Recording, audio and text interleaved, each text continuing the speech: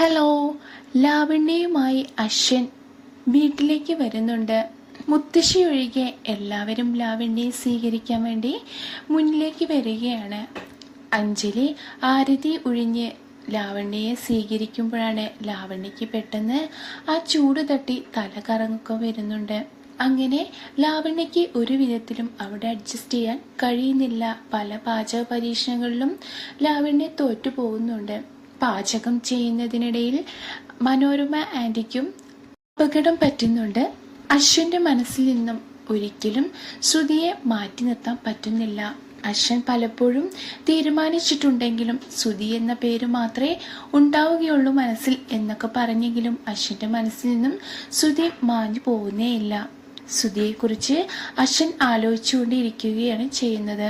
അശ്വന്റെ മനസ്സിൽ ഇപ്പോൾ ശ്രുതി മാത്രമേ ഉള്ളൂ. ശ്രുതിയാണെങ്കിൽ തിരുവനന്തപുരം വിട്ട് പാലക്കാട്ടേക്ക് പോകാൻ തീരുമാനിക്കുകയാണ്. അങ്ങനെ പ്രീതിയോട് പറയുന്നുണ്ട്, എനിക്ക് ഇവിടെ പറ്റുന്നില്ല ചേച്ചി, എനിക്ക് എത്രയും പെട്ടെന്ന് നമ്മുടെ നാട്ടിലേക്ക് പോകണം എന്നൊക്കെ ശ്രുതി പറയുമ്പോഴും പ്രീതി തടസ്സപ്പെടുത്തുന്നുണ്ടെങ്കിലും ശ്രുതി സമ്മതിക്കുന്നില്ല.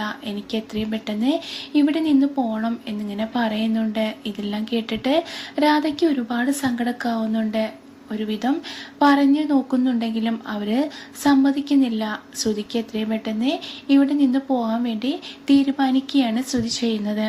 അങ്ങനെ ശ്യാം ശ്രുതിയെ വിളിച്ചുകൊണ്ടിരിക്കുമ്പോഴാണ് അങ്ങോട്ടേക്ക് അഞ്ജലി വരുന്നത്. അഞ്ജലിക്ക് ഇത് കണ്ടിട്ട് പല സംശയങ്ങളുണ്ടെങ്കിലും അഞ്ജലി പെട്ടെന്ന് ആ ഫോൺ പിടിച്ചു വാങ്ങുന്നുണ്ട്. ശ്യാമാണെങ്കിൽ ഞെട്ടി നിൽക്കുകയാണ് ചെയ്യുന്നത്. അങ്ങനെ ശ്രുതി പോകാൻ തീരുമാനിക്കുകയാണ്. ശ്രുതി പാക്കെല്ലാം ചെയ്ത് വീട്ടിൽ നിന്നും ഇറങ്ങുമ്പോഴാണ് രാധ അപ്പച്ചിക്ക് ഒരുപാട് സങ്കടപ്പെട്ട് നിൽക്കുകയാണ് ചെയ്യുന്നത്. അങ്ങനെ ശ്രുതിയും പ്രീതിയും ബാഗെല്ലാം എടുത്ത് പുറത്തേക്ക് ഇറങ്ങി തിരിഞ്ഞു നോക്കി ശ്രുതി ആകെ സങ്കടപ്പെട്ട് ആ വീട് മൊത്തം നോക്കുന്നുണ്ട്. എന്തായാലും ശ്രുതിക്ക് ഒരിക്കലും അശ്വിനെ വിട്ട് അവിടെ നിന്നും പോകാൻ പറ്റുകയില്ല. ഈ വീഡിയോ ഇഷ്ടപ്പെട്ട ലൈക്ക് ചെയ്യാനും സബ്സ്ക്രൈബ് ചെയ്യാനും മറക്കരുതേ. താങ്ക്